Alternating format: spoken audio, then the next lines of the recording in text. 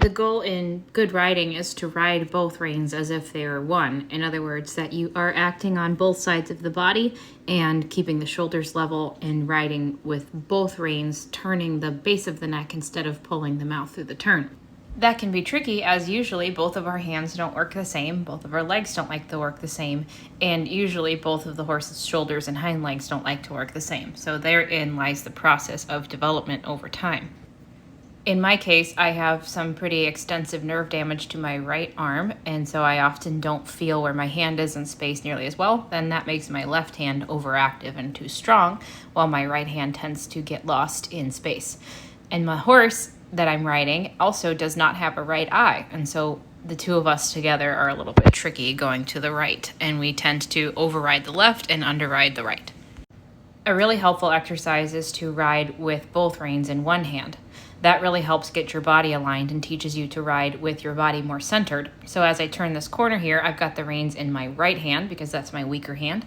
Trying to get my left hand to relax and my right hand to take over a little bit more so that it's doing equal work. And as I turn this corner, I think about squaring my shoulders, squaring my thighs, and riding the horse in the center of one rein or two reins acting as one.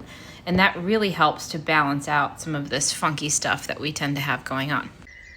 Putting both reins in one hand forces me to really center my shoulders and center my body to come around the turn, to really act on my whole body acting as one unit instead of trying to ride more with one hand than the other or to think about steering as coming from the hands. Good riding comes from the hind leg creating the energy, and then we steer the shoulders. And really the mouth is kind of just on for the finer details. And so we ride with the body and then we steer through the base of the neck. This can really help improve the contact as well, as it helps the horse understand that the contact is really not about their mouth, but funneling that energy from the hind leg through the reins. So it's recycled into a circuit, and it's not about the hand blocking their mouth or blocking the forward movement.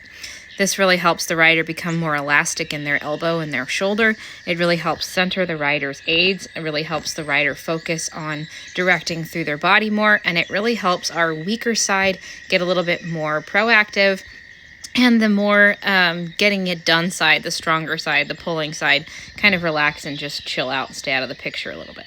So here you can see me acting on the turns from both sides of the horse's body much more than when I was riding with two reins, and my horse relaxes and stretches into the contact much better.